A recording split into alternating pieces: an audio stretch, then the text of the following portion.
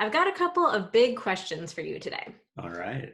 What do you expect from your relationship? What do you expect from your partner? Your expectations and how you communicate those expectations can either bring your relationship closer together or tear it apart. And we definitely don't want that. So you should listen to us. We're Vanessa and Xander Marin. We're married. We've been together since 2007. And our goal is to equip you with the tools you need to create an extraordinary relationship inside the bedroom and out. In this video, you are going to learn the role that expectations play in relationships, and you're going to walk away with 5 exercises for identifying and communicating your relationship expectations. After watching, you will be well on your way to more open, communicative, and supportive relationships. We're mostly going to be focusing on romantic relationships in this video, but I just want to point out that these tools work well for any relationship. So I want to start off by sharing a quick story that happened just the other day. So Xander and I have had a pretty major role reversal in our relationship. For the last 12 plus years, Xander has been the primary cook. But since we've been on lockdown, I don't know what has happened to me, but all of a sudden I am a domestic goddess and I am loving cooking. So I have been preparing the majority of our meals. And it's great. Great for both of us. But it's the first time that this has happened in seriously over 12 years. So it's very unusual. So the other day I was making dinner and we had agreed to eat at around 7:30, but Xander kept calling down the stairs saying, I'll be there in 5 minutes, just a couple more minutes. And so it was inching towards 8 o'clock and I was getting pretty pissed off. So when Xander finally did come down, I told him something like, if I'm making you dinner and we agree what time we're going to eat, I expect you to come down on time. Now, as soon as I said that, I had to step back for a second and kind of reevaluate. I don't use the word expect that often in our relationship, so it felt pretty harsh and aggressive coming off my tongue. So it brought up all of these questions for me. Was it okay for me to have that expectation of Xander? Was it okay to state that expectation so directly? Was I sticking up for myself and all this hard work that I was putting into making dinner, or was I being bossy and inflexible? So this was just one small moment of frustration, but the reality is that our expectations play a huge role in the health of our relationships. This little incident made me realize that I've never really taken the time to fully define my relationship expectations. So in the moment, I know when my expectations haven't been met because I feel disappointed, I get angry at you, just like what happened with the dinner example. But in those kinds of moments, I'm just being reactionary. I'm getting triggered, and it usually just ends up with Xander and I getting into a fight. I'm guessing that you have probably had plenty of those kinds of experiences yourself. So instead, I want you to think about how much different your relationships could be if you were able to communicate your expectations to others beforehand rather than just reacting to your boundaries being violated in the moment.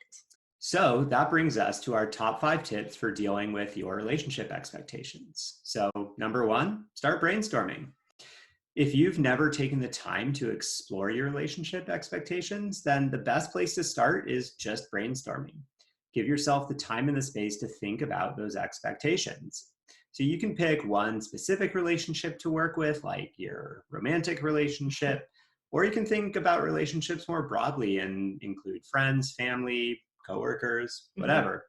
First, let yourself just go nuts and identify as many expectations as you can, big and small.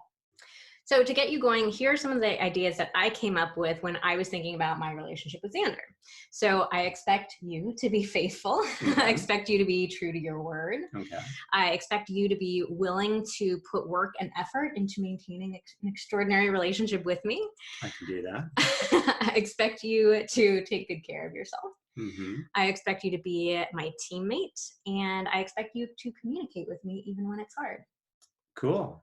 So next, what you want to do after you've done that big brainstorm is see if you can narrow your list down to the 10 most important expectations, and see if you can get more specific with your top 10 too.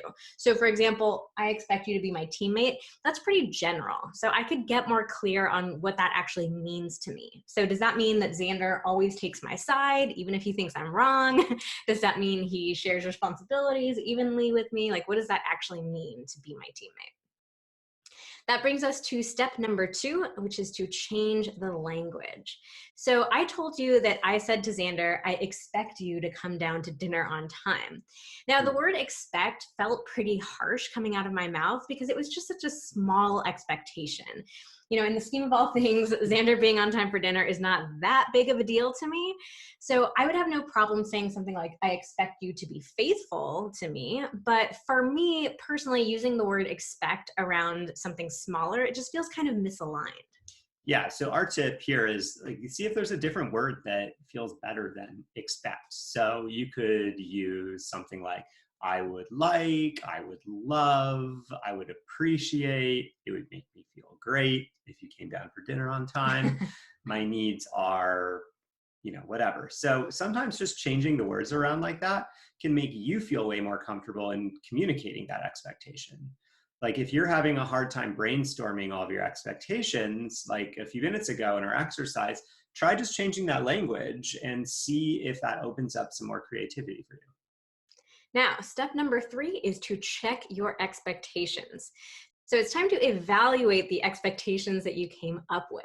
Now, a lot of people, myself included, struggle with knowing whether or not it's reasonable to have certain expectations.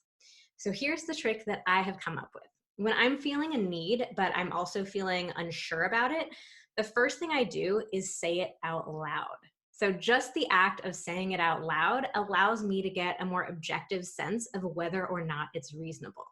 So sometimes I'll say something out loud like, I expect you to be my teammate. And I feel clear and confident saying that out loud. So I know that that's probably a reasonable expectation. And sometimes I will laugh or kind of grimace as I'm saying it out loud. And I realize that's probably something that I should address on my own or just keep to myself. All right, so that brings us to step 4, be proactive instead of reactive. So now that we've brainstormed our expectations and gotten a little more comfortable with them, Mhm. we're going to talk about how do we share those expectations with other people. So our main piece of advice here is that you want to set your loved ones or whomever it is up for success when it comes to meeting your expectations, rather than just waiting around for them to fail or not meet your expectations. Oh, yeah. So this is especially important when it comes to the big expectations, like expecting your partner to be faithful. Mhm. You'd be surprised by how many people expect their partners to be faithful, but have never verbalized that expectation.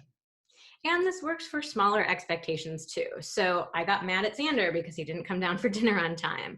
Now, the truth in that moment was that he was actually working on a project for me and was wanting to make sure that he was able to deliver what he had promised. So it's not like Xander was just sitting upstairs being a jerk, waiting for me to get angrier and angrier at him. So I could have been more clear with Xander beforehand and said something like, I'm really looking forward to sharing a meal with you at 7:30, especially since I'm working so hard to make something really nice. So can you make sure to be down here right on time? For the record, he could have been a little more clear with me too, but that's a different video for a different day. Oh boy. So, what if you're feeling uncertain about whether or not your expectation is reasonable? So, we have another trick here, and that's just ask each other directly. So, I might say something like, this is something I'm wanting, but I'm not sure if it's reasonable. What do you think? Okay, so I've got a funny example that is quite timely from our everyday life. So it's my job to take the dogs out at night to do their business before bed. And What kind of recent, business do they do? oh, Sounds very formal. I'll let you know, there's plenty of business they're attending to out there. So recently, they have been barking a lot at various noises, people out on their decks far away, all kinds of stuff. It makes it really, really difficult for me to get them to go to the bathroom and not like run off to the edge of the yard and start barking. So I might ask Vanessa, hey, I know it's my job to take the dogs out at night, but would you mind supporting me? Because recently it's been a big challenge for me. Yeah, so the key is you just want to ask, this is something that I'm wanting. Does this feel reasonable? And so depending on the specific ask, sometimes I might say, yeah, I'm happy to help out. And other times I might say, no, actually, I think it's better for you to handle this. Yeah, so basically doing it this way, it gives us the opportunity to vocalize our expectations as individuals, but then it also gives us as a team the chance to decide what feels right. All right. And that brings us to step number 5, which is to share the impact of your expectations. So let's say that I want Xander to plan a romantic date night for just the two of us. Now, tell me, which of the following would you respond better to? I expect you to plan a romantic date night this weekend. You'd better take me out on a romantic date this weekend. Or, you know what would make me feel so loved and special if you were to plan a romantic date for just the two of us? I guess I would have to say the last one. Obviously. Yeah, so when we just share our expectations without any other context, they usually come across as demanding or unreasonable, kind of like the first two examples we gave you. But when we share the why behind that expectation, that feels way softer, more intimate, and more enticing for the person listening. Because the key to getting another person to do something voluntarily, or better yet, happily, is to give them a reason to want it too. If I know that planning a date night for Vanessa is going to make her feel loved and special, that makes me feel really excited and I want to take action. I want to plan that date night. So that wraps up our 5 steps for managing your relationship expectations. If you liked this video, please give it a like, or better yet, comment down below with one of your own relationship expectations. And please also subscribe to our YouTube channel to get even more free resources. Also, we have a gift for you. Woo. If you're excited about improving the communication in your relationship, you are definitely going to want to download our free guide, the simple daily check-in that every couple needs to be doing right now. We created this guide specifically for couples stuck indoors during the quarantine. So click the link in the description box below to download. See you next time.